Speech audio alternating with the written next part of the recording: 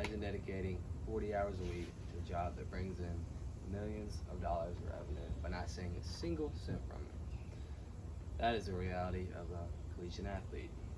Now, most people hate the fact that collegiate athletes should be paid. I truly believe that they should be paid because of their contributions to their school, and they should be paid by that college. And by the end of this speech, I will have persuaded you to be on the same side as me. So, I'm going to preview a few main points before I get started. Problem, solution, and the benefits. So, let's begin with the problem. One of the main problems collegiate athletes face is the exploitation of the athletes. So basically, exploitation means that the athlete is getting treated unfairly in a way that someone else is benefiting from their own work. How does this relate to college athletics? Well, the current situation we're in is that collegiate sports generate billions in revenue, and athletes receive scholarships, but no direct financial compensation. Sports like basketball and football are the only sports that actually are getting money, but it's just from outside sources, because from the name, image, and likeliness tool, also known as NIL. The consequences that come with the current situation are financial hardships for athletes who cannot work due to time commitments, and increased risk of injury without adequate financial support.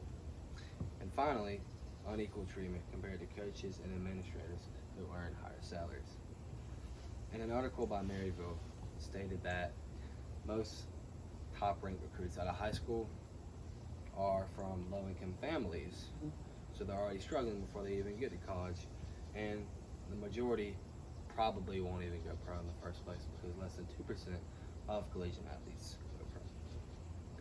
So now that we've talked about the problem, let's focus more on the solution. One of the main solutions I've suggested is the implementation of a fair compensation system. A few proposed changes could be to establish a payment structure for athletes based on revenue generated, and to ensure transparent and equitable distribution of funds. Meaning, depending on how much money that sport generates will depend on how much that athlete gets. So you can use football and volleyball as an example.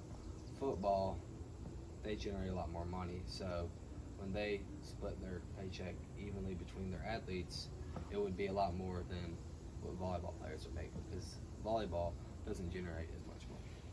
But it's all fair compensation. So now that we've talked about that, there are a couple of supporting arguments others may use to break down what I've been saying.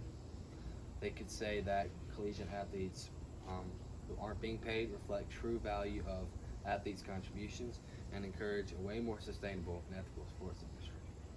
However, NIL completely defeats this, because when we look at NIL so far with sports like football and basketball, we can see that the more outstanding players are already making so much with NIL that there is no need for them to even go pro, because they're already getting paid all this money, and they would make the same if they even went pro. This is financially beneficial for colleges, because when the athlete returns, ticket sales increase most likely, and wins increase most likely. So that's reflects great in the college. And I'm not saying I support NIL completely, but it is a good example of paying athletes in a beneficial way to the college, and it still sustains a well and maintained sports industry. So, Ahmed Boutrita, a chief data scientist, stated in 2024 that scholarships may pay for books, tuition, and other common college costs, but they do not cover all the students' expenses and compete. Other athletes pay their expenses and compete as walk-ons because they do not meet the scholarship requirements. This shows the solution to establish a payment structure seems very logical. Now that we've talked about the problem and solution, we can now move on to the benefits. One of the main benefits that come from all this is that the athletes will have an improved well-being and a more equitable sports system. What athletes get out of this is financial independence and ability to support themselves, and reduce stress and improved mental health. and finally, a greater focus on academics and athletic performance. What the sports system gets out of this is a better reputation and integrity, a far more fair, competitive environment for their sports, and increased loyalty and performance. Now, you might think loyalty would be the complete opposite for this, since NIL has completely destroyed it. Yet Spencer Keith Jones, a student athlete at Stanford, once stated that athletes are compelled to follow their values, motivations, and aspirations. So if colleges prioritize these things and pay them fairly compared to other colleges, then there would be no reason why the athlete would transfer, other than if they had a family issue. So,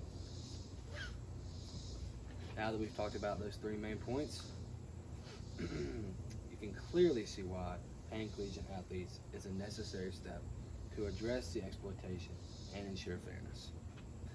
So, we should all come together and encourage policymakers and educational institutions to support the payment of collegiate athletes to create a more just and equitable sports environment.